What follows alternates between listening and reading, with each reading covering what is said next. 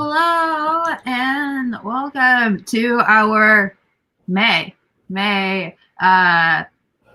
Nonfiction book club gathering. Yes. Wow, I said all of that with such a gusto that I made myself cough. Today we're going to be talking about The Gene, an Intimate History by Siddhartha Mukherjee. But I guess before we get into the book, usually we do an introduction. So Nicole, you can start by introducing yourself. Yes, I was tweeting that this is starting now. But hi. Every month I forget what is our order, and we have a document to like make this make sense. And even then, I'm like, what? What do we do? What do we do? How do we start? Hi, I'm Nicole Sweeney. I have a background in sociology and communications, and nothing at all. I know nothing about biology. So I produce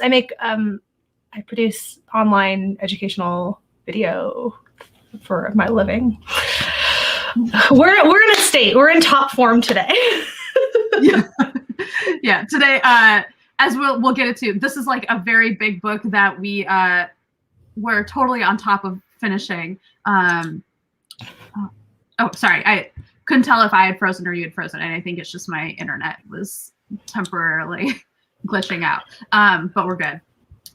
So this was a big book, and like I'm super excited to talk about it. But first, I guess I should introduce myself. I'm Devoki, and I also work on educational science videos for the internet. And my background is I did a PhD in biomedical engineering and specifically worked in synthetic biology, which interestingly enough is not a word that he ever uses in the book, which is fine because a lot of synthetic biologists don't necessarily agree on one definition for synthetic biology, but basically it is very, very fancy or formalized genetic engineering. And so a lot of the stuff in this book, especially with regards to cell-based therapies and specifically using viruses to engineer T cells to do stuff, is stuff that I spent a lot of my grad school years doing. So that was very, very exciting for me. So yeah. Like I said, we're here to talk about The Gene, and Gene. It's a book about genes, but it's a pretty dense book. He covers a lot of material in this book. There's a lot about the history of how we've come to even know what a gene is and what DNA is and how genes work and all of these complicated things, including the questions of like the stuff that we still don't know. But there's also a lot of discussions about the ways that we have talked about genes historically, have influenced policy, have influenced people's behavior, have influenced our attitudes towards people, and like obviously continues to influence us. So there's a lot of like social and political kind of aspects to the discussion as well, because genes are so wrapped up in our identity. And woven through this, Mukherjee also like weaves in a lot of his own personal and family experience with schizophrenia and bipolar disorder in his family. And so that is like a personal narrative that he weaves in to kind of talk about sort of like, I guess, his personal sense of stakes with this conversation around genetics, and particularly how we talk about genetics in terms of like normalcy. So yeah, there is a lot in the book. I figured maybe one place to start would be where the book itself starts, which is like the history thing, because I love it. I love so much of the way about how Mukherjee like writes this history. And it's just like very, very engaging, and I think like gets to the science in a very different way. Yes, so when we had our like preliminary chat, I was still kind of like very in the history, and I was having quite a different reading experience than the one that I subsequently had today, where he got more, we got more advanced with the science. It got a little more sciencey, and I started to get a little lost. But the historical stuff was really, really cool, and it did such a good job of like both doing the history, which like unsurprisingly was always going to be the thing that I would have found more interesting, but also using the history in a way that for me personally made the sciencey bits more like comprehensible. And I don't know if this is just like a humanities social sciencey student like thing, but like for me there is something about like contextualizing and grounding the people who are like making the discoveries that makes their thoughts and their ideas more comprehensible. Like even the ones that are bad, even the ones that suck, there's like having the like broader sort of social context, even where it is specifically like scientific social context, but like having a clear understanding of that made it, I don't know, it just made it both more enjoyable, but also just like more intelligible to me to track some of that stuff. And even like later, as he started to lose me with some of the sciencey bits, I still felt like having some of those hooks, like those were the things that kept sort of pulling me back, where I was like, I'm like, my eyes are glazing over. I'm not really sure. Also, I was like rushing to finish the book, but so there were sections of the book where I was like, we're not going to think about it. I didn't understand that, and I'm not going to try. We're going to keep going. But then like I don't know, it's funny because this is obviously like, you know, his entire, this story is intrinsically human, but like there were, I don't know, more human pieces of it, I guess, that made it easier for me to connect with. But overall, the writing was like super engaging and like not, the book scared me a little bit. It was so large, and I was like, oh no. And then it was not scary. So. Yeah, because he's just like does such a good job too of like how he structures the narrative, and like especially for a book that is covering so many things, like there are times where you looking at the book, it's easy to think of it as one where like you're gonna just be like overwhelmed, and like it might almost like my first instinct sometimes looking at giant books like this, especially on like a topic as broad as genes, is like, oh no, is it gonna have a point? And like the thing that like especially as I got to the end was like realizing how he had built this whole narrative about like how we look at genes and think about genes, and how it connects to this broader point about how we think about like our identity is informed by something within us, but also like without us, and how that defines like normalcy and stuff. Like it's not something that he's gonna like make the strict point in each specific chapter, but like it is a thing that's like built over the course of the narrative in a way that like gets to both the science and that bigger picture view of like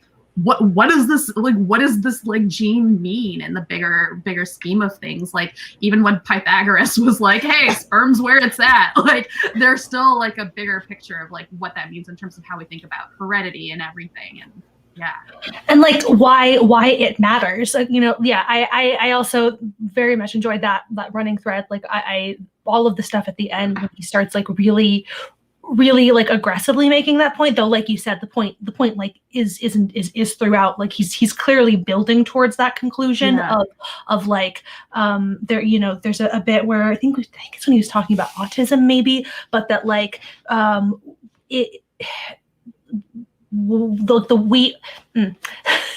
like the way that we think about like what is sort of, I don't know, fit for survival. I was trying to remember like the wording that he actually used, because I know that whatever I'm about to say is going to be less eloquent and good than what he said. But that like the circumstances, like what are the, like we don't know what those circumstances are even going to be, so like it's you can't necessarily.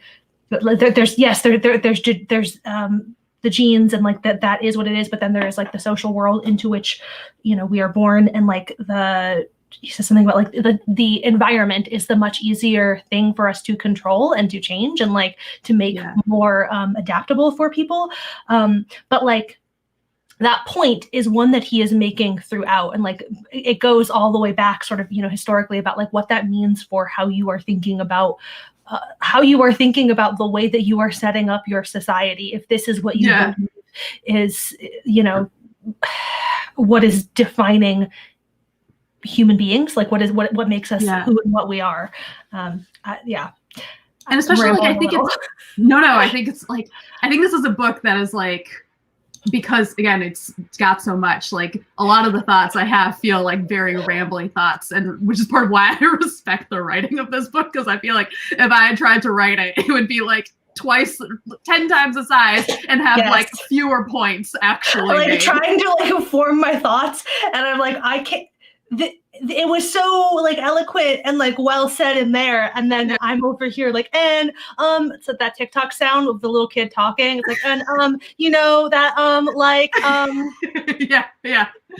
And I think especially that last section, like you're saying, where it is like so aggressive, like a lot of the specific chapters he's using to describe like these aspects, especially like talking about like sexual identity, like gender and all these things, those like each of those chapters, like to me, a big part of them is like the feeling that looking at any of these questions genetically is both like there is it's so fraught. Like there's a way to look at each of those experiments and make it good, and there's a way to look at those experiments and make it bad. And I think if that section existed just on its own, it would be like harder or like I feel like I would have been reading it a lot more uncomfortably, but because of the work that had like gone and all of the sections leading up to it, and especially like I was thinking about this also with the way that he was talking about mental health, because I mean one of the like common tropes that people use to talk about like you know mental health, whether it's depression or anxiety or like a lot of things where like you know it's like has these like strong like experiences of suffering, but also like connected to like artistic creativity. It's so easy to romanticize that, and he specifically talks about that and like specifically addresses it, and like it's still in a way where for me I'm still like I feel like a little bit of that like uncomfortableness with the discussion, but because of the chapters leading up to it, I feel like it's easier for me to kind of like engage and have like a sense of like where it is that he's going with the discussion and how it fits into this bigger question of like, well, like there are things that we define as like normal based on like things that are intrinsic to like how we've defined like the world around us, or like maybe not intrinsic, extrinsic, actually, like very extrinsic. But like, yeah, this is where I get rambly. That our sense of normal, like there's this part where he talks about like pathology as mirror writing that I'd like never really heard of in that way, where we like the ways that we define disease is so much more about like disease is actually thinking about how people fit into the environment around them. And so like that kind of fitting into this other conversation about like mental health and creativity and everything, where it is often so fraught, but like what I think he's trying to drive at is like, well, like what is the environment we're creating to like help like with people suffering, and like what is like, yeah, just like this bigger question that the book isn't like specifically arguing towards. It's not arguing towards how do we create that environment, but it's talking about like the inward questions that shape these other things that we talk about all the time without thinking about how they fit into that bigger world. Yeah, I mean, it's the undercurrent of just like why this matters. Like why this matters is these definitions are not these definitions are not strictly and questions and things are not strictly like lab, like science, you know, whatever. Scientists off in their ivory tower doing science, and that's one thing. Yeah. And then there's us like living our lives or whatever. And like all of this is deeply, deeply entangled. Yes, the ways in which we define like normalcy versus, you know, like what is abnormal, and how, this is like a thing like in therapy. My therapist and I have talked a lot about like not pathologizing things and like accepting just like certain things about my brain and the way that I think, that it's just like, this is just like treating that as neutral, as just like, this is just your brain and how it operates and whatever. And that, that there are ways in which, you know, we build society towards a single way of being, and then are like, well, if you're not that way, then there's something wrong with that, rather than thinking that like, maybe we could, you know, do society differently. I don't know. Yeah. For sure. Whatever. No. I think continuing down one singular path is the way to go. We're doing great. It's working out so wonderfully for us. Yeah. I love that, all of this to say that I love the ways in which this book ultimately was doing had a lot of sociology going on. Underpinning his sort of big central point at the end, that what he's building to, like he's sharing all of this history and explaining all of this science, but like that is essential to where he's going with it. And like at the end, he's like, this was a history, but like what I'm actually concerned with is what it means for the future. And like the future questions that are concerning are not strictly like, oh, how will we discover this thing? They're like, what are we as like a species, as human beings, going to decide to do with all of this information now that we have it? Yeah. I read Mukherjee's first book, Emperor of All Maladies, when I was in grad school, and that book is like all about cancer, and it's like about the history of like science. And for context, Mukherjee is a doctor, and I believe he's an oncologist. So that book was like kind of similarly structured, where it's like very much history of like our understanding of cancer, but also woven through is his experience as an oncologist and like talking about like some of his patients and stuff. So it's like I think this is a thing he likes to do, is like weave in personal and historical and scientific narrative. And I remember when I was reading that book, I read that book like halfway through grad school at a point like that I think a lot of grad students get to, where they get very like, oh my God, what am I doing? Like, I'm never going to fix anything. Nothing I do matters. Like, I don't know. I can't speak for all grad students, but I think like at least in biology, you get to a point of like realizing how narrow the question you're going to answer is going to be. And you're like, nothing, like I came in knowing that I wasn't going to cure cancer, but I thought I was going to make a difference. And then you realize like the notion of making a difference has such a like narrow actual reality to it that you're like, I don't know if any of this matters. And so like when I read that in my third year, it was like actually like a very like useful book to read, because it's like covering like millennia basically of understanding. And like it felt very like, oh, like I don't know if anything I'm doing now is gonna like make a difference, but like actually, I kind of feel like I'm part of this story. Like, I don't know, like no one's gonna ever write about my work, but I feel like I'm part of this. And it like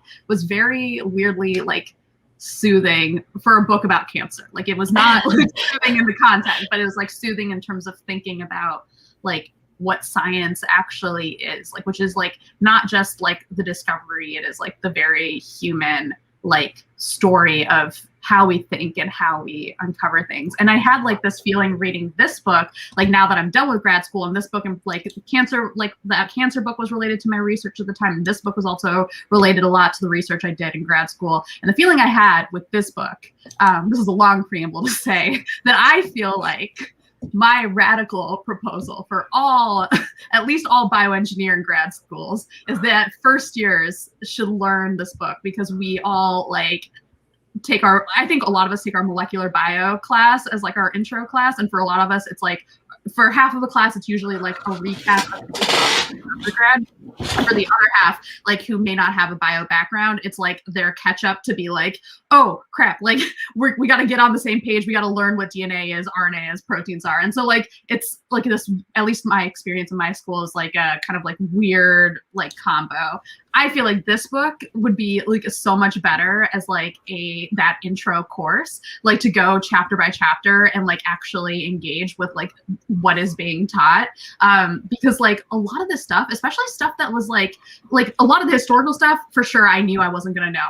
When we got to like the conference that decided like, hey, we're gonna like frame our safety regulations this way, I was like, how have I like never learned about this? Like probably into that, like the stuff about building bacterial viral hybrids, that's like stuff I did. Like I didn't build bacterial viral hybrids, but like I did stuff that involved bacteria and like viral genes and putting things into viruses. And I like did not like learn the history of the regulations that were shaping that. And that sounds boring, but A, Mukherjee wrote a really good book describing it. And B, it's really important for like how we think of science, especially like he's taking it to this like new, like he's thinking about it in terms of like how science like self-regulates, like thinking about it in that self-regulation kind of framework. And I was like, yeah, that is like a lot of what the framework is right now for how we talk about bioengineering. Like when stuff happens, like it's kind of like the scientific community sort of has to like engage with it and say like, hey, collectively, we think this is bad or we think this is good. And I just, I feel like, I just had so many points in this book where I was like I would have just loved talking about this book in a classroom with my peers. Like, how is this going to impact the way that we do our research or think about our research? I I love that you had that experience, especially because like so much of the place from which I don't know, like our decision to do this thing, like the origin of this entire project is like I miss being able to do that. Like I miss being able to like sit in a grad classroom and like talk about stuff. And so yeah, so have those moments where you're just like, damn, I needed this. This is the one. This is the one. They're just like, it's just like, I mean, it's unfortunate because like, yes, you wish that you had had it, but I'm excited because it's like precise. That means that this is precisely the kind of book that we set out to discuss. So that's very exciting to me.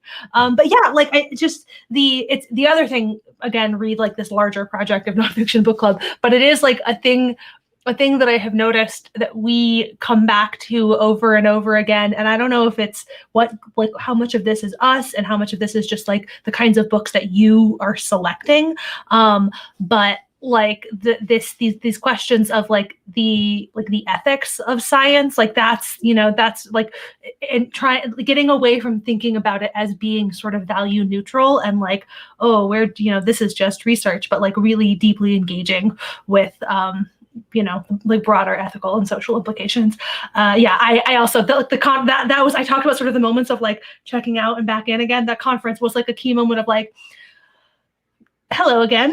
Yeah. You lost me for a minute there, but I am with you again. Just in general, I am delighted by how well he described scientific conferences in general. He gave them all like just like of the flair of like a combination of how he was writing them and the energy that I was bringing to them, I guess. But I am associating all of them with like, I don't know, like Mean Girls-y energy of like who is allowed to sit with who in the cafeteria.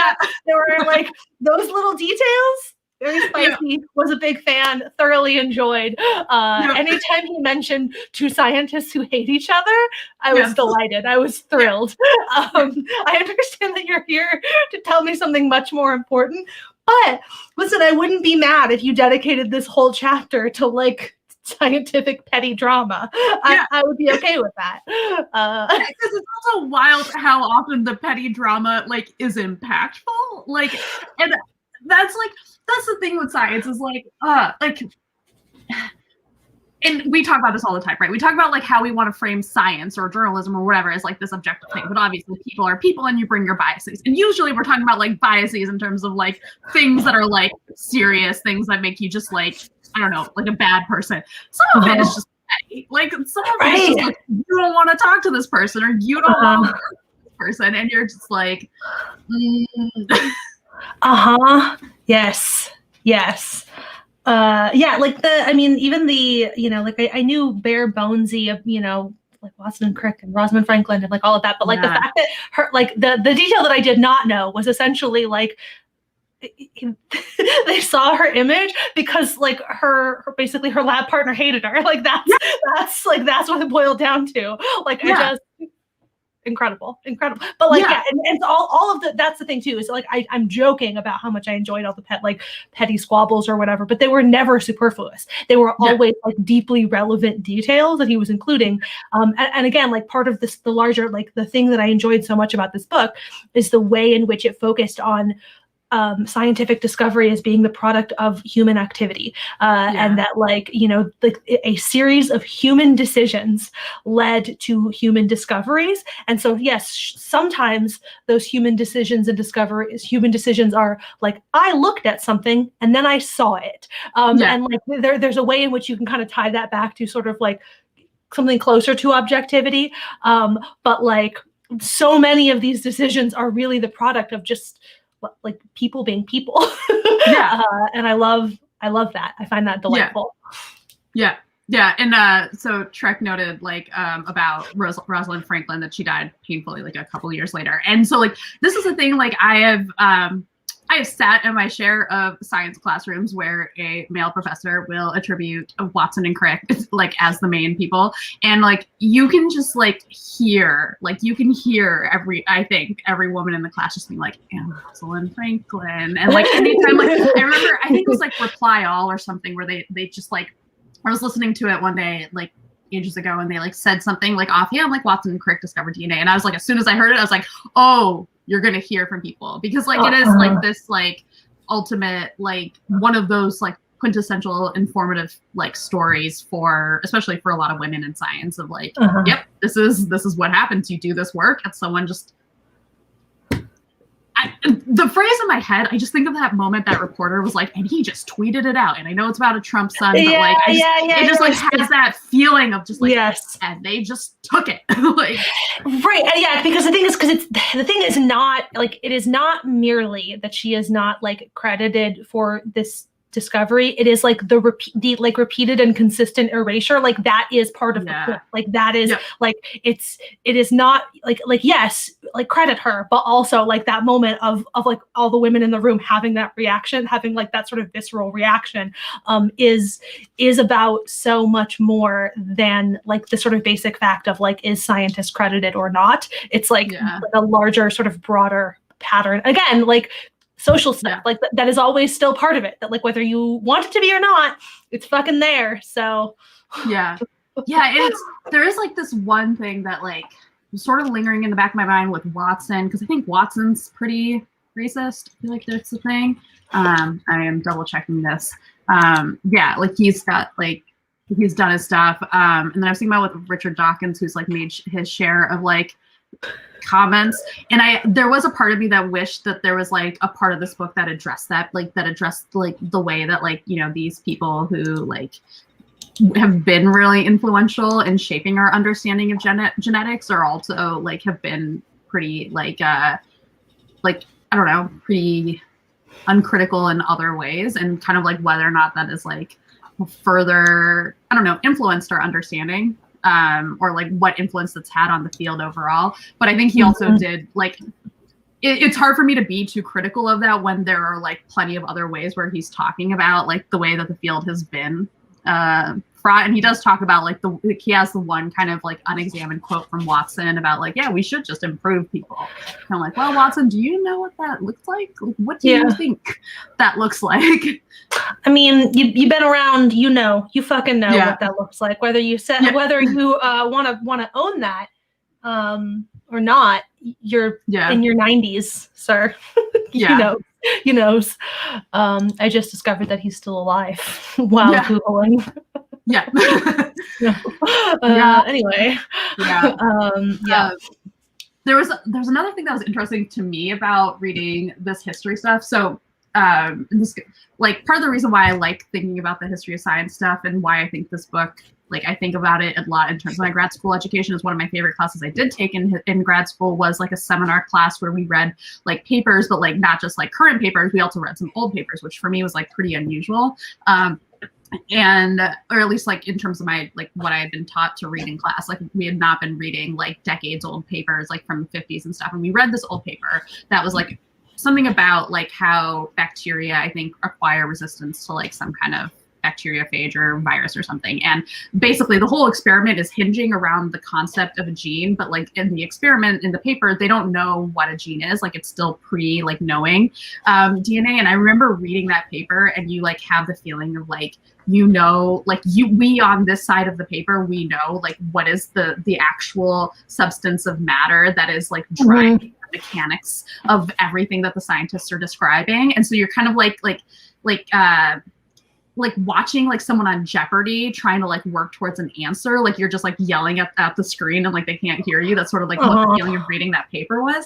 And this book kind of reminded me a lot of that, and like made me like appreciate like what it meant for us to have the concept of the gene as this like abstract thing, and like then have that eventually become a physical thing. And then like kind of thinking about the weirdness of like living in a post DNA understanding world, like of knowing what DNA is, because like I can't, like there's a part of me that's like, it's so hard to conceive of like how to even do Mendel's experiments to me today without knowing that DNA is a thing, because I just take it so for granted that like if I were doing an experiment where I was looking at traits getting passed on from one thing to another, I'm like, yeah, I'd look at the DNA. Like I just, there's something like just so fundamental about that discovery that it's like a pre-DNA world and a post-DNA world, and the experiments that you were watching people doing and like understanding, it's hard for me to like like think about understanding those without knowing that DNA existed. And so there's like that kind of ingenuity there that like I'm like, man, like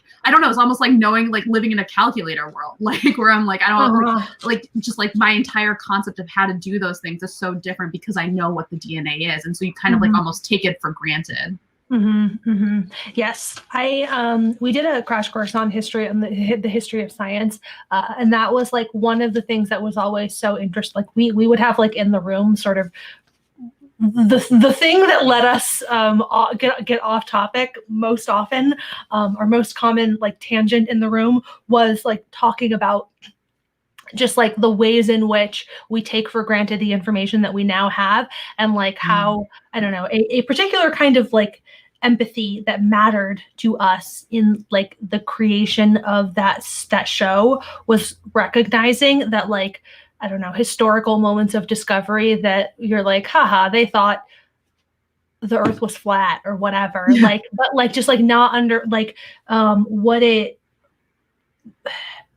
means to just like the way in which we take for granted the knowledge that we have already had, and like the way in which like we are all of the things that we now know are built on, like, you know, people who had to like people who made these discoveries and like made these connections and whatever, and like, I don't know, having a certain measure of empathy for that process of discovery.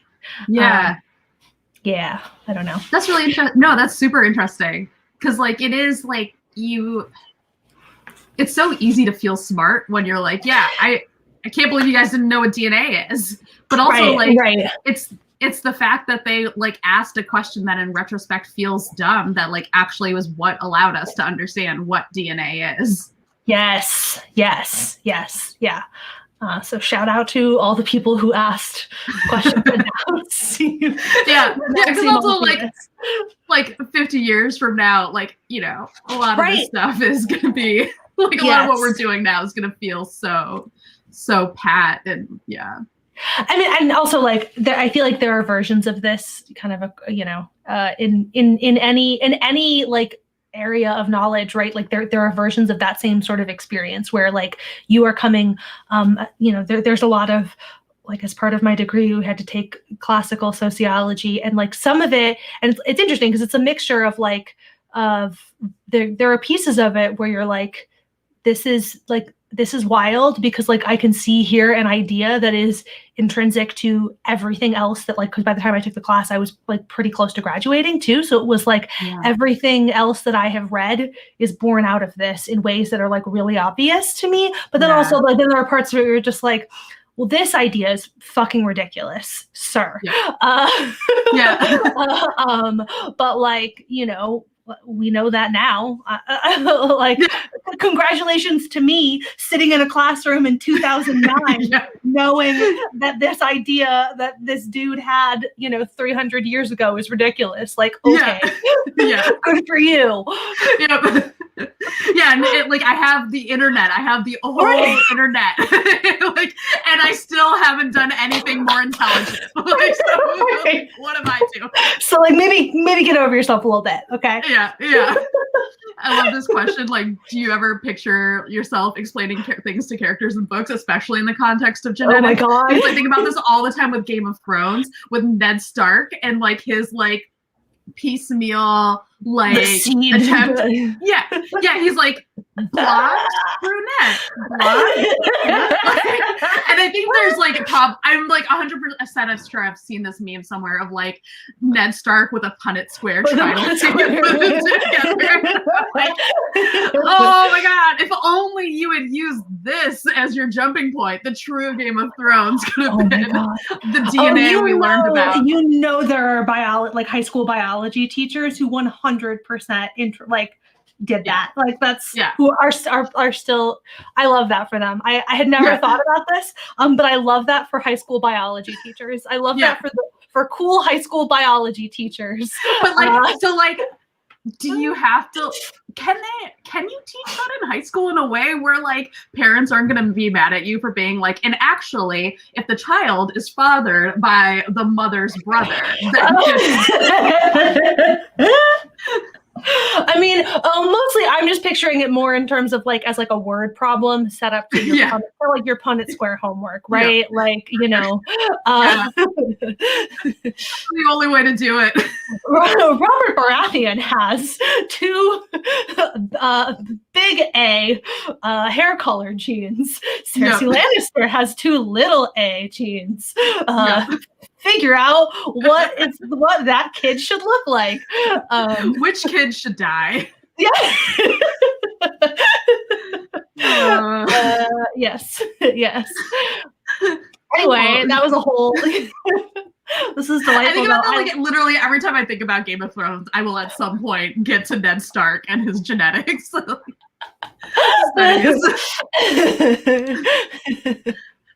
Circling back to petty grudges, I did like have a moment that I wanted to talk about because this book did, like, for one page trigger me. So on page, well, I won't name the page, but on one page, exactly one page, if you go to the index, this person only has one mention. There's a mention. He's mentioned, but only once. Okay. Yeah, I did check because I was like, outsized importance here. One time. Yeah. So a scientist is mentioned who I have a deep, abiding personal grudge against because he was on my quals committee. And it was my oral qualifying exam, the one that you take after your first year. And the way it was set up, it's like you have 3 professors. They each kind of like just quiz you on like a section, like on a set of topics on whatever questions they want to ask you. And then like you pass or fail the section. And I failed his section. I don't think I should have failed his section. I think I should have failed a different section because I think by the time I got there, I was so upset about his section that I forgot how to do basic calculus. But I think still I am mad at this guy. Yes, this is Spoon Guy. So basically, the section that I was very excited, by the way, before I met him. I was excited to have him on my committee because like he was someone who like did research that like was kind of a big deal and like was pretty cool. But like was not a faculty member who was like around a lot. So I was like also not really sure of what to expect. He was quizzing me on molecular biology, like that was our section. So that was, I see you Googling the name. We have a shared doc that's opened, and so she literally just saw me highlight his name so I could copy and paste it. Yeah, it's not like a big deal who it is. I just like feel weird calling people out for something that is like. Anyways. So this section was on molecular biology. So it was supposed to be like about DNA, proteins, like inside of cell kind of stuff. And I thought I did pretty well in this section. Like I thought I like answered all the questions, and I talked to one of my friends after who also had him. He asked her the exact same questions and like seemed like we answered pretty similarly. But at one point he got mad at me because I did not know 2 to the 16 off the top of my head. At another point he also got mad at me because he made a comment about like, so like we had this section, like he was asking me questions about like DNA and like how, like what kind of questions you need to ask to like figure out a sequence. And it was like this whole thing about like information science, which is like not really in the purview of the topic, but like he was like mad that I did not like off the top of my head know some big thing about information science that, again, not related to the questions, but he like then made like a disparaging comment about like, well, like your specific college should have taught you that. Like your college, like the college that I had gone to is like, this is their thing. Why didn't you learn it? I was like, because it wasn't in my curriculum. It wasn't in my undergrad curriculum. I don't know what to tell you. Then he like asked me again in a section about DNA. He asked me about reflections in spoons and like got mad at me that I didn't know. So he asked me like a series of questions or like got mad at me for knowing things that were like not related to the topic, and then failed me for a section. And I still to this day don't know why. I did retake and I did fine because I got questions that were actually about the topic. If we're going to take this all the way back to the state of graduate education, what I learned from this is that oral qualifying exams are some bullshit because they're complete. Like, if you talk to if you talk to professors who do these kinds of exams, like the idea is like they're supposed to be like filtering for people, like filtering out people who are like not up to like grad school stuff, but the way these exams are structured don't really have much to do with what you do as a grad student, and it's really more like academic hazing. And especially because it's like really up to the professor to decide what you're going to get asked. They can get mad at you for not knowing what 2 to the 16 is. Like, just off the top of your head. I didn't have a calculator. He was just like mad that I didn't know. And I was like, just didn't know this. Yes. Okay. Yeah. So when I say that I have a deep personal grudge, it's because I know that this has like been pretty insignificant in the grand scheme of my life, and it's probably deeply insignificant in the grand scheme of his life. Well, listen, but we all have our petty grudges here, okay? And I'm just saying that at some point, if like both of your paths crossed again in like making big discoveries, this would be like a line in the book version of this, that like they were both working on the same thing, but they did not share information because Deboki hated him. Yeah. Well, so like, so there was a part. So my school ended up like creating or I think my department or something. I think they like started a seminar or like a special like seminar every year, like named after him.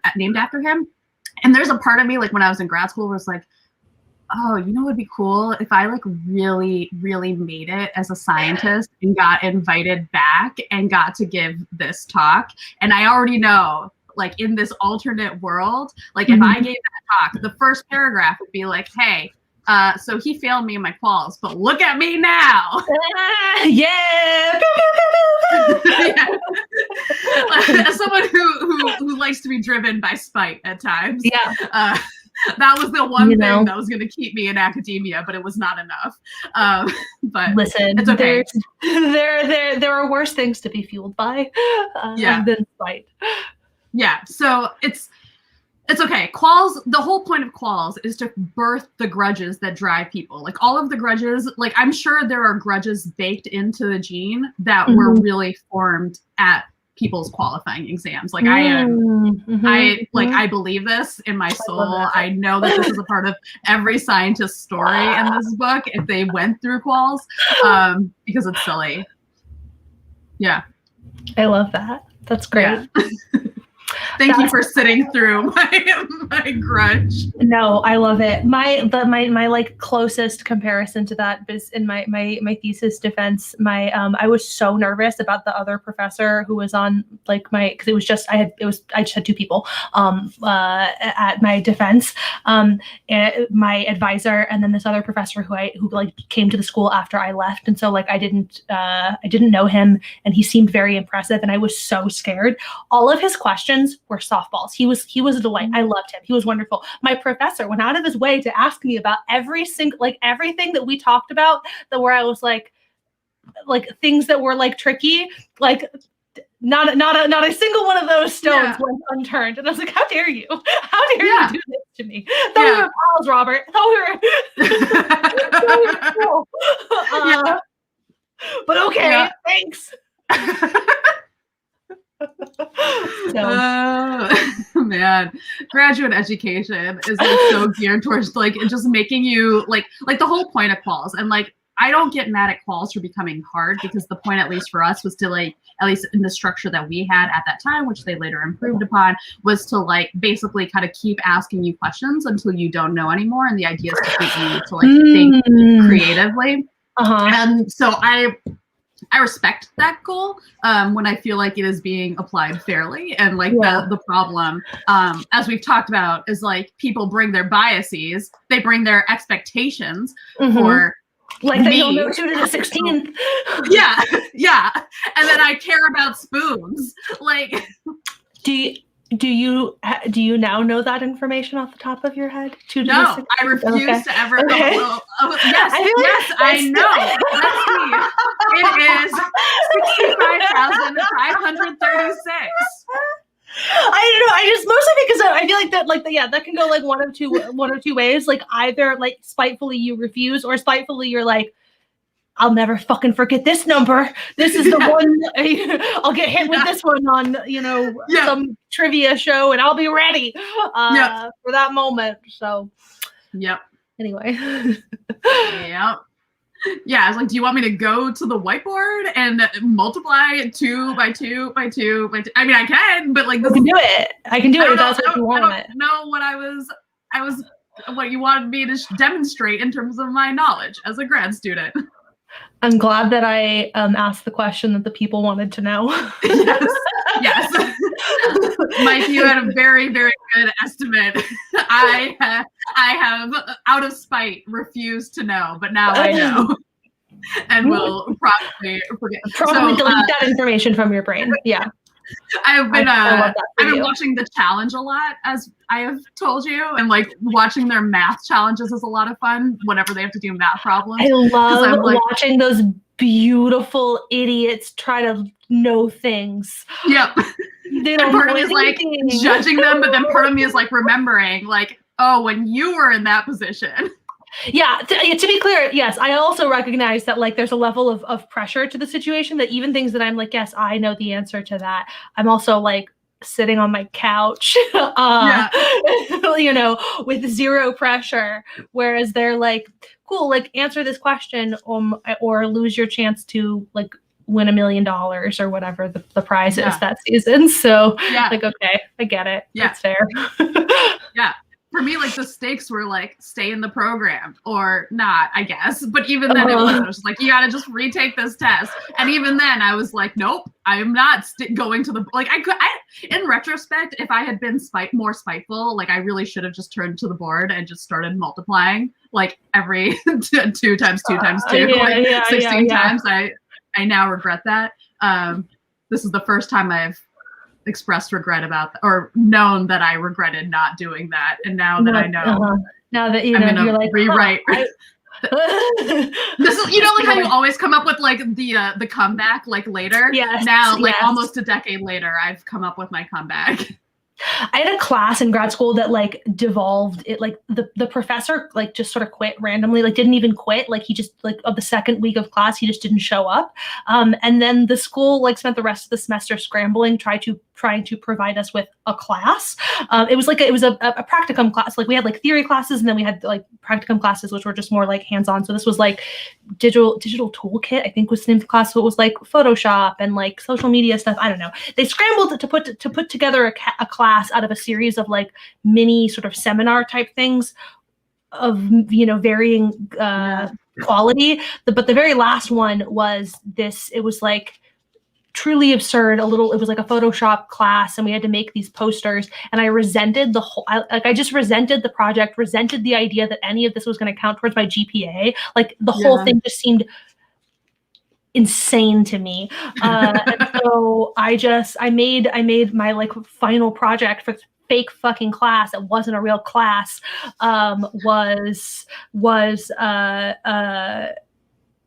Like I had for spring break, I had gone to Ghana with a friend, and we went to this monkey sanctuary. So I made a poster for this monkey sanctuary. It was truly absurd. And I got a B, and that was my grade for the class. It turned out that my grade on the poster was my grade on this one flyer was what they used to determine my grade in the class. So it turned into this whole thing where we had to like fight the university. I didn't even care. Like, it doesn't even matter what my GPA was. Like, this is irrelevant. But the fact that the only B that I got was for that. And so then I waged war over this grade where like the grade wasn't even the point.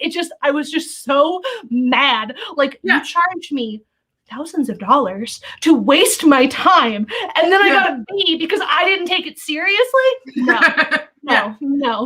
I mean, again, that is where my deep personal grudge comes from. Like I said, I think there's another section of the exam that they were totally justified in failing me because I stood there stumbling like an idiot, knowing that my math was wrong and not able to like figure out why my math was wrong. And if they had failed me in this section, I would have had no grudges. I would not have resented the spoon. I would have resented nothing about 2 to the 16. I wouldn't even remember that someone asked me about, well, I probably would, but like I would have let it go, but I failed the wrong section. Like, Yes. It was gets me.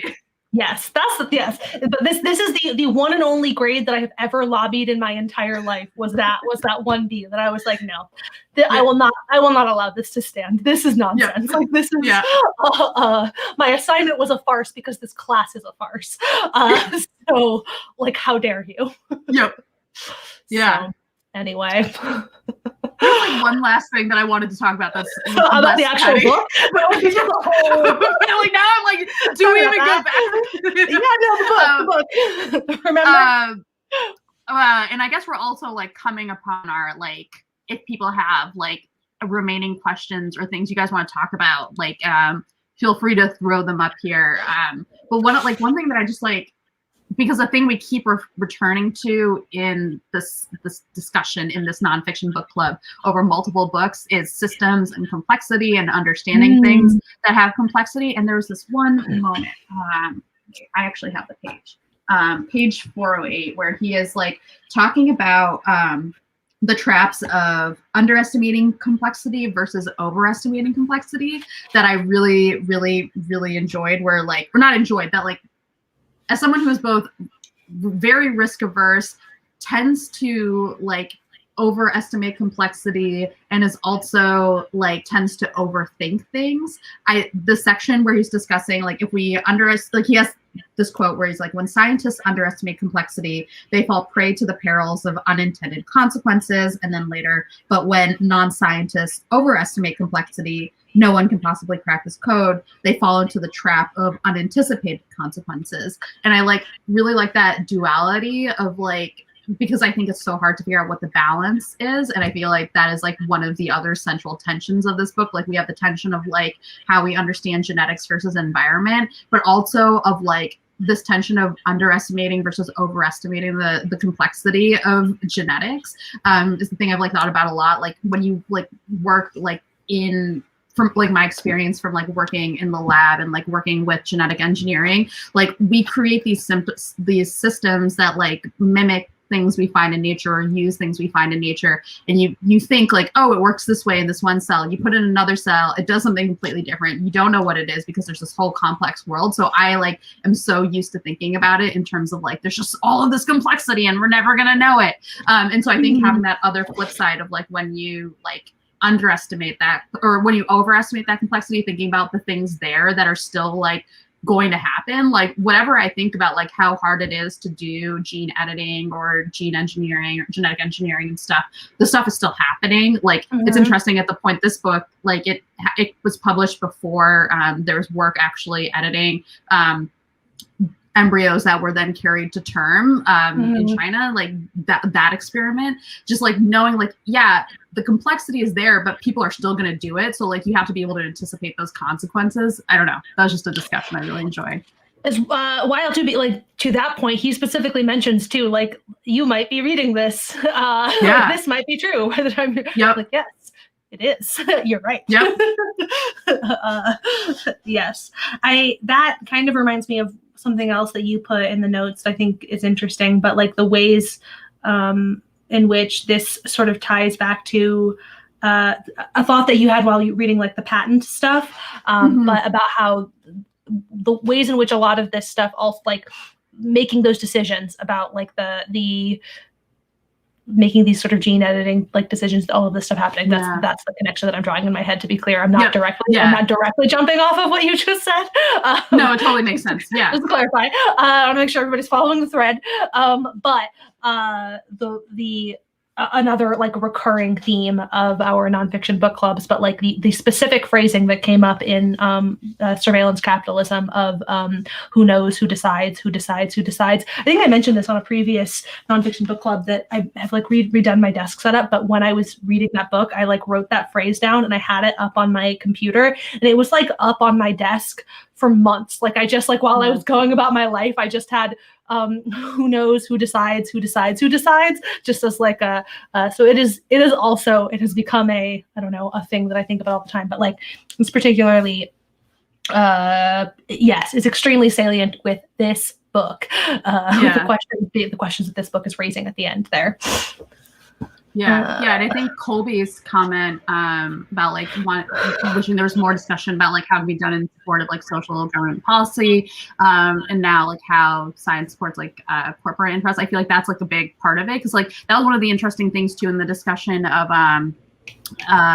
blinking just at it. Oh, the Human Genome Project, of this race between public and private, like race to like to sequence the genome, which was like wild. I wasn't like really expecting Clinton in this book, and then like having a little Clinton cameo in there, like a little White House moment, was like, oh, okay, great, yeah, of course. So yeah, just like understand like that link, and especially like again going to like my feeling of like wishing something like we had more of this like broader part of or broader understanding of like science and society as part of like scientific education in this country, like especially for people who are like pursuing science as a career, who are going to be like impact like engaging with like work that's going to have an impact like beyond just the scope of their lab. Like having that understanding of like what it means to support policy, I think is like kind of like it's just not a thing for, I don't want to say it's not a thing, that's speaking too broadly, but I wish that there was a way for us to like understand how that works, because I think it's complicated too, and like understanding why we have like a parallel example of like something that was started out public and is now increasingly private is space research, and like that is something that like, you know, has its advantages and has its disadvantages, and thinking about how that applies to genetics research is really important, because it impacts like the regulatory framework, impacts like it impacts what we do, how we do it, and who we're doing it for. Well, yeah, and I mean that also came up in the patent conversation too. You know, the ways in which like a lot of publicly funded research. I mean, this is like a broader, bigger than this book, but like concern and question the ways in which publicly funded like knowledge generation effectively comes under private ownership. Well, I hate it. I think that this is like immoral and bad, personally. But yes, I think it's interesting. All that to say that it is interesting the way in which that was such a small, like he brings it up, but it was definitely, that was also a piece that in my head I was like, no, wait, but say more about that. That seems like a big, especially in this context, like that seems like a big deal. That we should maybe, if we're talking about the ethical implications of all of this, that feels like a big place to focus the ethical conversation. Yeah, like with a lot of gene patent stuff, I was like definitely hoping for more, because that's like something that like I've heard about, like know loosely about the idea of it, but like just kind of I wanted a little bit more explanation of like what it means, and especially what it means for consumers, and like who is the consumer, what is the consumer's like experience as a result of the patent. Like patents already, like it's a law thing, and I'm always kind of like but like understanding how it applies to genetics, because like you're saying, like he's saying in the book, like, you know, these are things made by nature, but like the nature of the patents then like kind of changed a bit, and so we understand how it like helps the company. But I felt like there was like more, or I assume there's more to explore about the impact that's had on consumers and stuff. And I understand like why it might not fit completely in the framing of this book, but I was like definitely curious about it.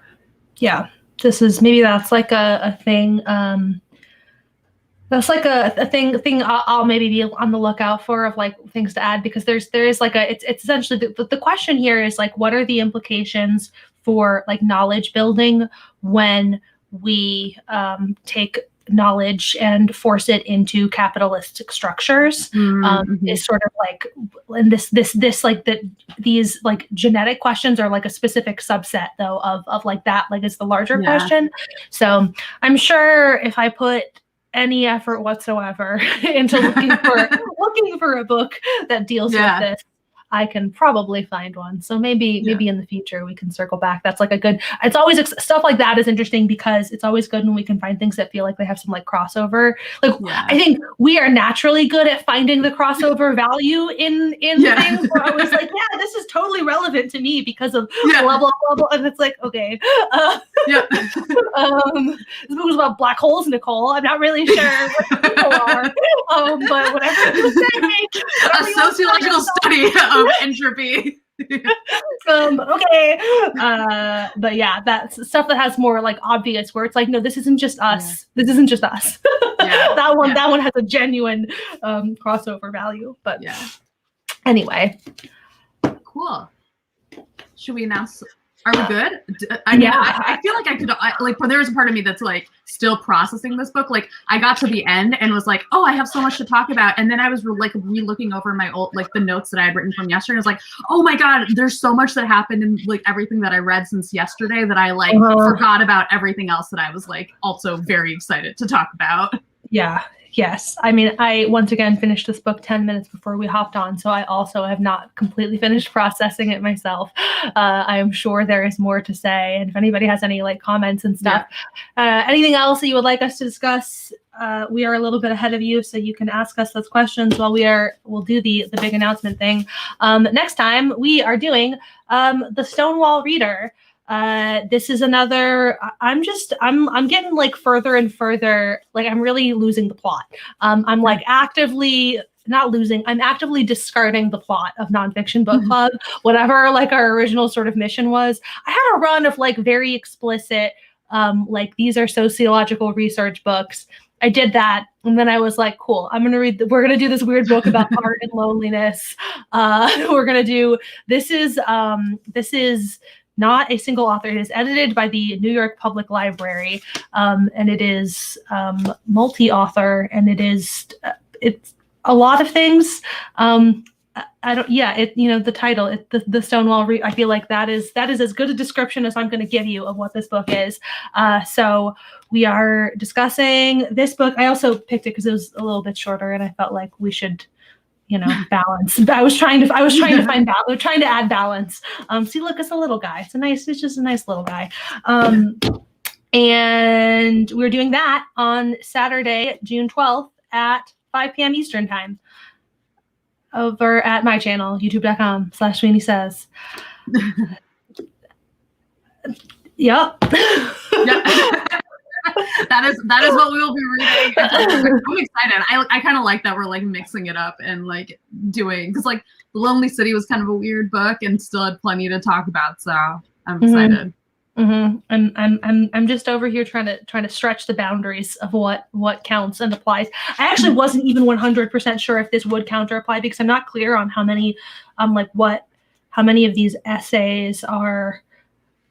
I wasn't sure if any of these were fictional, and it's entirely possible that some things are. I don't think so, but it's classified everywhere I could find as nonfiction. So if it's classified as a nonfiction book, therefore it counts for Nonfiction Book Club. Yep.